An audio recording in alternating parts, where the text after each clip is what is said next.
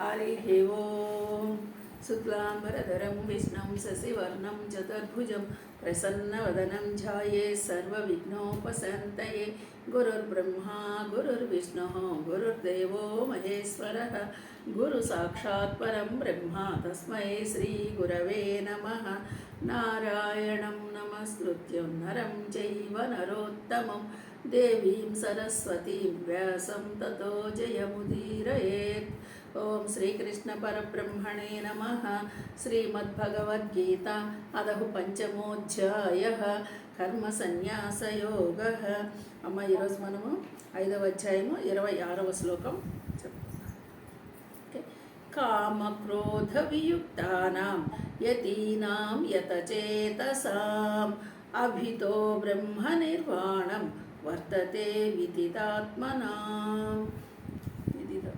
అంటే చూడండి, కామక్రోధ వియుక్తానాం యతీనాం యతచేతసాం అభితః బ్రహ్మ నిర్వాణం వర్తతే ఇది తాత్మనాం. ఇది తాత్మన అంటే ఎవరైతే కామక్రోధ రహితులను, కామము క్రోధము లేకపోతే మనకి వాటిని వదిలిపెట్టిన వాళ్ళు చిత్తమును జయించిన వారు అవుతారు. ఇప్పుడు ఎవరికి కామక్రోధాలు లేకుండా ఉంటాయి ఆలోచిద్దాం. పరబ్రహ్మ పరమాత్మ సాక్షాత్కారమును పొందినవారు అంటే ఇక్కడ బ్రహ్మ సాక్షాత్కారాన్ని పొందిన వాళ్ళకి మాత్రమే ఈ కామక్రోధాలు లేకుండా ఉంటాయి అని ఒక మాట చెప్తున్నారు.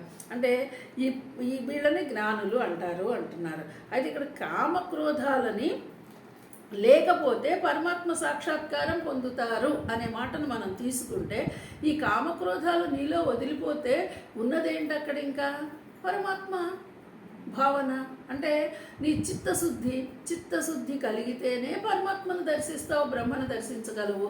చిత్తశుద్ధి లేకపోతే నువ్వు బ్రహ్మని చూడలే అవకాశమే లేదు. అంటే ఎందుకు చూడలేవయ్యా? బ్రహ్మ ఉన్నది ఎక్కడ? చిత్తంలోనే. ఆ చిత్తం ఎప్పుడు కామక్రోధాలు లోభమోహాలతో ఉన్నట్టుంటే దానిలో నుంచి నువ్వు పరమాత్మని ఎక్కడ దర్శించగలుగుతావు? అంటే ఇక్కడ పరమాత్మ ఈ కామక్రోధ లోభమోహ మతమాశ్చర్యాలని నియంత్రించగలిగిన వాడి చిత్తములో పరమాత్మ గోచరిస్తాడు. వాటితో ఉండి వాటితోనే మమేకమైన వాడికి పరమాత్మ కనిపించే అవకాశమే లేదు. అంటే కనిపించడం అంటే ఎట్లా? చూడండి, ఇప్పుడు మీ మనసు ఆలోచిస్తూ ఉంటే ఒక దాని మీద ఉంది, అది రాగము కావచ్చు, ద్వేషము కావచ్చు. అంటే ఎదుట ఏ వ్యక్తి కానీ వస్తువు కానీ దేని మీదైనా ప్రేమ కావచ్చు, లేదంటే ద్వేషం కావచ్చు. దీనితోనే మనసు కొట్టుకులాడుతూ ఉన్నప్పుడు, మనసు అదే ఉన్నప్పుడు, ఇక్కడ ఏంటి ఈ మనసు ఇలా పనిచేస్తుంది, మరి దీనిలో ఈ మనసులోనే కదా పరమాత్మ ఉన్నాడు, ఆ పరమాత్మ భావంతో నేను పనిచేస్తే నేను చేస్తున్నానా, పరమాత్మ జయిస్తున్నాడా అని కదా నేను ఆలోచించాలి. ఆ పరమాత్మ భావాన్ని వదిలిపెట్టి నేను కామక్రోధాలకి లోనయ్యి ఉంటే పరమాత్మ నీకు ఎప్పుడు కనిపిస్తాడు? ఎన్నటికీ కనిపించే అవకాశము లేదు. కాబట్టి ఎప్పుడైతే నువ్వు కామక్రోధాలను వదిలిపెడతావో అప్పుడు మాత్రమే నీకు పరమాత్మ గోచరిస్తాడు అని చెప్తున్నాడు.